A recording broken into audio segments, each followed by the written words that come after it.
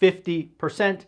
And we have the one and only Warren Buffett, willing to give up a year of his life for this thing. We will get into that and more in today's daily financial news. Let's get into it. First, we must talk with PPI. PPI, of course, stands for Producer Price Index. You could think of this as wholesale inflation. Yesterday, we got CPI, which is, you could think of as you at the grocery store, you at the mall. PPI, you could think of what the retailers buy from the wholesaler. So again, what we have is frankly, good news. We are now seeing inflation break consistently across all metrics and all statistics. I will say that I stand by my call from 6 or 9 months ago. We will get the final 25 basis point jump on May 3rd, and the Fed will hold tight. Real quick about that May 3rd meeting before we get into the PPI numbers. The May 3rd meeting is actually a horrible date. What do I mean by that? I believe, as you've been following me on this channel, the consumer is broken. Unfortunately, the economic data that will prove that likely doesn't show up until the middle of May. So I believe the economic data going into the May 3rd meeting, generally positive, generally pre-crisis. That is why I think we get one more bump. The economic data gets worse and worse, and we move on from there. So again, standing by my thesis, but let's get into the number. Again, we have headline and core, and we will talk about 1 month on month number. So headline was expected to be 3%. We are coming off last month of 4.9%. So again, last month 4.9, expected 3. We beat expectations. We got 2.7%. PPI, as if you know, headline I think peaked at 11, or maybe it was 11.1. So quite far from 11.1 down to 2.7. But let's look at core. Core was expected to be 3.4. Last was 4.4. And we got 3.4. So again, on the headline, we are doing better than expected. But like CPI, core is proving to be more sticky. Unlike CPI, yesterday, core, remember, went up. It broke the trend, which is not good. And frankly, why I think we are going to get the 25 basis point move. That metric alone says more to be done. But yes, the PPI core is coming down nicely. And then let's talk about month on month, right? What is going on today versus last month? Again, expectations were for a 1/10 move up.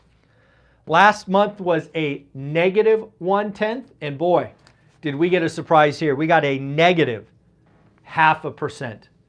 So again, generally speaking, the numbers are coming forward. And if you've been following my channel, you know I think they get better, certainly with CPI and PCE as we get into the summer. We should all know by now that the housing statistics in CPI and PCE are lagging, and thus when the data rolls over, it will roll over hard. So again, PPI generally speaking better than expected. Inflation is coming off the boil. I still think we get a 1/4 point and then the Fed pauses from there. But let's keep it going. What's some earnings, folks? Earnings start in mass starting tomorrow with the big banks. We've talked about that all week, what we may or may not hear. But we got one today, Delta Airlines. Let me read this to you. This I don't know, surprised me. Maybe it shouldn't. But what did Delta say? Delta Airlines, just in case you didn't know. Delta is projecting record advanced bookings for the summer. Does that tell you the consumer is backing off? No, I think it's going to be interesting. I think there will be segments of the consumer that are backing off, but clearly if Delta Airlines is forecasting record summer pre-bookings, that is good. Quarter on quarter was up 15%. So again, pretty good numbers. I expect all the airlines to kind of benefit from that tailwind. But yes, folks, we are still traveling out and about. Let's talk about LVMH, the luxury of luxury brands. One of the things that we highlighted 3 or 4 months ago was when the Chinese lockdowns finally let up, I expected the Chinese consumer to do what all of us did. All of us had these revenge spending. All of us did some traveling. All of us did some shopping. Looks like the Chinese consumer really likes their luxury goods. LVMH talked about a rebound in luxury spending, specifically in China, with their leather goods being up a noticeable 18%. So again, luxury spending, shopping, revenge, whatever you want to call it, is still happening. This is a worldwide economy, and you got to remember, while in the U.S. we're slowing down, China is still reopening. So could that help some U.S. businesses? We will see as we move forward. Weekly jobless claims. Weekly jobless claims came in. Expectations were 235. They came in a little bit higher at 239. Again, what I think we need to see week on week on week for the Fed to feel like they are still winning is 300,000. So we still are significantly below that, but after last week's adjustments, we're no longer below 200,000 consistently. Now we're in the mid 200s, and we will see, my guess is we will see this tick up as the year moves forward. So again, something to watch. Boy, housing market. There are clearly signs of pain in different segments. So we've talked about here commercial being a problem. We've talked about luxury being a problem. Now, folks, if you are in one of those Airbnb or second home markets, you are seeing transactions, again, transactions crash 50%. We are seeing the hottest second home markets crash in transactions 50%. Comparing that to existing home sales around the country, they're down 13% on primary homes. So again, these are different things going on. Again, you've heard me talk about for a year. I've talked to Anna and many others about the Airbnb nightmare. Folks, when I see investors at meetups get all hot and bothered and think things are easy, I run away. Now again, there's lots of money to be made. It is a great business, but man, it could be done wrong. And many investors overpaid. They overpaid for poor product, not in the right location. And of course, we had record bookings during the shutdown that is now reversing and reversing quickly. So very interesting to see. If you ever wanted a second home, time to go shopping. Again, I don't like to shop when everybody's there. I like to shop when there's nobody out and about. So you can shop in luxury and you can shop in second home markets. There is clearly going to be some pain in those markets. Fed, folks, as we talked about, I think it was 3 weeks ago, you and I talked about the Fed predicting a recession. Remember we talked about their dot plot? We talked about Q1 being estimated at 2.3, but the year being, I don't know, 4/10 or 2/10 or something like that growth. And I was screaming at you saying, hey, the Fed's calling a recession, the Fed's calling a recession, and it's hiding in plain sight. Do you remember that conversation? Well, sure enough, folks, we got the Fed minutes yesterday, and without question, the Fed and all their cronies are calling for a U.S. recession. Not only are they calling for a U.S. recession, but they think the recession might last 2 years. Now, it's not a deep, dark, scary Great Recession, but a recession nonetheless. I thought that was very interesting.